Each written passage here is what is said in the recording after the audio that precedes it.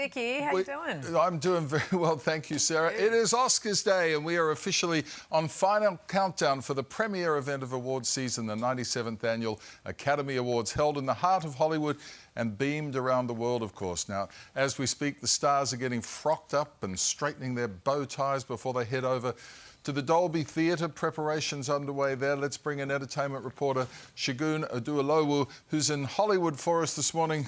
Good to see you, sir, looking very sharp. There are usually clear favourites at this time in the process, but this year, red herrings, controversies, bad press, all this stuff clouding the field. What do you think? No, you're absolutely right, Dickie. And for today, I'm calling you Richard. When you wear a tuxedo that sharp, it is Richard for anyone to address you. Look, we've got the second best job next to Chloe. She gets to talk about toys. We get to talk about films. And the Oscars, you're right. There were red herrings. Amelia Perez was going strong, and then there were bad tweets from the lead actress, Carla Sofia Gascon. We've seen The Brutalist, which is a long movie that, doesn't get the kind of love that Hollywood used to give movies that had substance. There's Anora, is it really fit or safe to talk about Anora at work? Is Timothée Chalamet, who was in Dune 2 and also up for a leading Oscar playing Bob Dylan, is he going to get, votes taken away because Dune 2 was just okay? There have been a lot going on, and it's going to be something that we should watch. I don't know how many people are going to watch the Oscars this year because it seems kind of dry, but there are going to be some interesting winners on stage, that's for sure. Yeah, well, there's certainly some good films in there. Hey, the host always kind of sets the scene and the mood. We think of Billy Crystal and Whoopi and all that kind of stuff. This year, Conan O'Brien, who's very well liked, but he's also very dry. How's he going to go, you reckon, in front of this huge audience?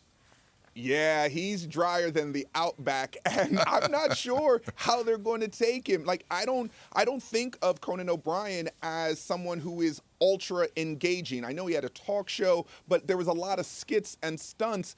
I don't expect pizza to be delivered to the Oscars like Ellen DeGeneres did. Don't expect the one-line zingers from when a Chris Rock would do it. And you mentioned Billy Crystal, one of the best song and dance men in Hollywood. Yes. I don't know what to expect from Conan except to be there, be tall, and hopefully just keep the show moving. Be there and be tall. Hey, listen, we have some skin in the game this year with Guy Pearce, of course, who was fabulous in The Brutalist, Greg Fraser, the cinematographer, Adam Elliott, animated film, and a few others nominated.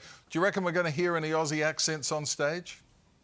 Aussie, Aussie, Aussie, Aussie, Aussie for Greg Fraser, because Dune is... Look, he won for Dune 1, and he should win for Dune 2. It is beautiful. Yeah. It's the one thing about the movie that is captivating. That cinematography is fantastic. Guy Pearce has already said that he doesn't expect to win for Best Supporting Actor. He thinks it's going to Kieran Culkin, which would be interesting because that's Macaulay's little brother, basically now saying, hey, you got your Home Alone. I got a golden statue. I got an Oscar. But yeah, those are...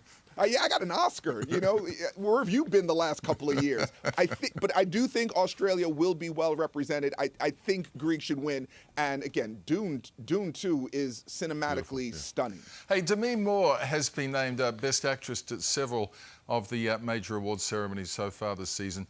To me, it feels like more of a Lifetime Achievement Award than reward for the substance, which I didn't personally like very much. But do you reckon she's going to go all the way today? Hammer, meet, nail, because Richard, you just hit it, right? This does feel like a Lifetime Achievement Award. It also feels like a win by default in some cases because of the bad press that Amelia Perez's star, Carla Sofia Gascon, has received for her tweets and commentary from before. Demi Moore is a fantastic actress. This is not to short shrift her and say that she's not deserving of an Oscar, but in this case, it feels like with everything that has led up to the event, she's the clear winner. Yeah, two more quick ones. Actor, Timothée Chalamet or Adrien Brody? I say Brody. I think it should be Brody. I'm with you. I think it should be Brody. Timothée Chalamet, he knows. I don't think he deserves it, but the Oscars tend to go to someone playing a real character. There you go. Okay, so that's an each way bet. And finally, if you were a betting man, and you probably are, who would you be putting your money on? Best Picture. This is hard to pick, I reckon.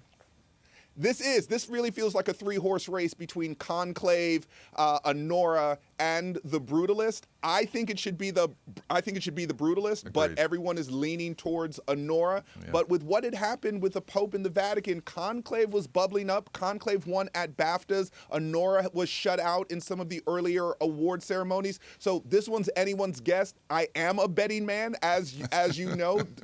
Ponies, horses, blackjack. I'm your guy. So I'm going to go with the Brutalist for me. Yeah, I think Honora's going to win, but I think the Brutalist should. Anyway, it'll be great. I look forward to comparing notes with you throughout the day, Shagun. Thank you so much for your time today. Happy Oscars. Have a good one. Thank you, Richard. Yeah, there we go. All eyes on Hollywood right now. We'll bring you all the highlights from the Oscars as the day goes on. All eyes are on you at the moment, though, Dickie. Very, very dapper. We said it before, but it suits you, that tux. Well, thank you very much. Or Richard, I should say. Just Richard. Thank you, mate.